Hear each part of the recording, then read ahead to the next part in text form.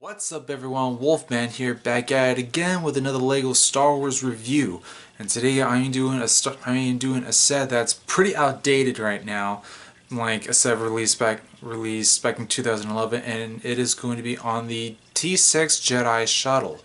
Now before I get into the review itself, just another quick reminder, the upcoming review on my Grand Fleet, which is going to be uploaded on the 26th of this month, and the month of November, and it will be consisting of several starships from different eras, including Republic, Imperial, First Order, and even some Rebel Alliance ships, and also other fighters and other ships in between, such as Mandalorian.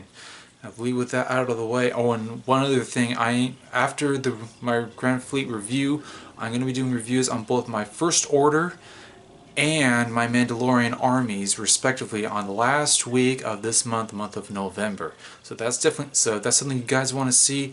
Tune in to watch not just my Grand Fleet review, but also the review on those two armies, and eventually, quite possibly next month, I will be tackling my Republic clone army, and that is definitely something to tune into if anyone who is new to this channel. So with that out of the way, and without any further ado, on to the review. And here it is, set number 7931, T-6 Jedi Shuttle. This set was, like I said before, released back in 2011. It has 389 pieces and comes with 4 minifigures, which you got down right here. And of course, as always, as we start off with these guys, this does come with 4, one of which is actually unique. We're going to start off with the one and only Anakin Skywalker, and Obi-Wan Kenobi, Saesee Tiin, and the first and only version of this character, Shaak Ti. Now, as you can see in the photo here, these guys, Obi-Wan and Anakin's designs are pretty common for sets from the Clone Wars era before they changed it eventually. But Saesee Tiin, if you saw my review for Saesee Tiin's Jedi Starfighter, then that's something. And this guy actually first came in, I believe, in this set first.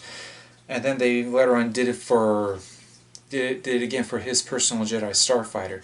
But the one figure that's actually unique to the set is Shaak Ti herself. And this character, and there's quite a lot of lore behind this one character, including her supposed death at the end of the Clone Wars. But oh shoot, excuse me. The species that she is actually the same as Ahsoka Tano. She is a Togruta. As the prominent feature are the headpiece, which I believe they call their Lekus, just as a little bit of Star Wars lore, and also these guys actually do not have double face, so they only have single printed faces. They do have designs for the back, I think especially for Shaak Ti and Saesee Tiin. Obi-Wan and Anakin's are just plain, but I'm so sorry, I'm rather tired today. But yeah, these designs are actually well put together, especially for Saesee Tiin and Shaak Ti's designs. And Shaak Ti, I think, is the only one that actually comes with the cape in this set. I don't believe that the rest of the Jedi actually do. And of course, these guys do have their lightsabers, and once again, I never put them in, as I just don't care. But Anakin, Obi-Wan, and Shaak Ti have their blue lightsabers respectively, and Saesee Tiin has his green.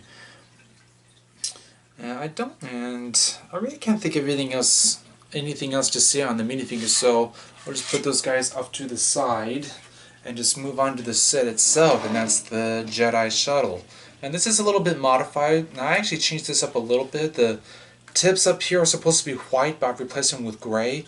And there's actually a Republic cog symbol piece that goes right here that I purposely left off. And even these pieces here on the wings, I mean, these pieces here, these ones here, are originally white, but I decided to change things up and put my own mix into it. But just about everything else is original, and I may as well start off with the cockpit here. You can actually gets removed, and you can actually stick a couple of minifigures in there. Only 2, unfortunately. You really can't fit more than that. And the cockpit actually does come off entirely, just like so. And it's basically, you could basically call it like an escape pod. Connects right there, right into there, with those 2 pieces, making it possible. And the sucker actually has some thrusters in the back, and these ones I also changed. In the original model they actually have translucent light blue, but I decided to change into these translucent clear pieces. There, that's a better close-up shot of it. Now, one of the things that this sucker actually does have is a different wing configuration. If you saw my review on the Mandalorian Starfighters, both of them, this sucker also has the same kind of function. I'll just pull this back here so you guys can get a better look. The wings here rotate. Oops. Oh, I forgot!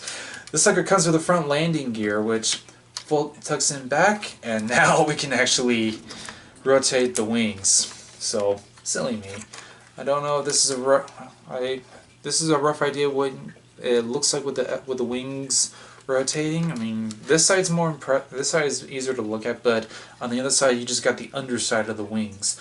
But one of the features this thing has that the one in the lower doesn't, sucker actually has missile launchers that can launch from either ends here, which I don't, because I never really care. And they should get pushed by pushing in the thruster bits here, like so. Shoot fire. I'm sorry. It's a bit of an annoyance, but I purposely leave them out. But yeah, the sucker does have a different wing configuration. You can have it be like this, or just have it flat out like that. Now this ship, the set here in particular, or the vehicle, or the ship in particular, it's had many appearances in Star Wars: The Clone Wars. The Jedi usually use this as a means of transport to use as a non-military function, because in the lore, this thing is actually unarmed, but there actually have been other variants of this as well. I've seen at least 2 other variants. One actually does have guns, or gun turrets in the fronts, right around here. And one other, if anyone who has seen Tales of the Jedi, this sucker was actually prominent in that series, but it came with 2 additional thrusters. So as this standard version here only has 3, the other versions that they have shown in that series actually, I believe it has either 4 or 5. So they have another one up here, and I think one down below as well. And that model is actually, I think that one's an older model, because even in the program, the boarding racks are on other sides of the bottom hull, whereas in Tales of the Jedi, there's actually a boarding rack right here in the front. So that's just a little bit of differences that they've done for different models of this ship, and I actually like it quite a lot. I mean, I don't know if I had any real intentions of getting it. In fact, when I first tore it apart, I didn't know if I actually would want to bother building it again, but it's a shuttle. So I decided to go ahead and rebuild this sucker, and even did a few changes on it as well. So for a set that came out from well over 10 years ago, it was definitely the worthwhile investment. And even getting the minifigures, because this was the first set that actually came with CC-10, and the only set where you could actually get Shock T. So definitely worth the purchase, even from over 10 years ago. So if anyone comes across this set, do get it. If not for the set itself, or try to get some of the minifigures, especially Shock T.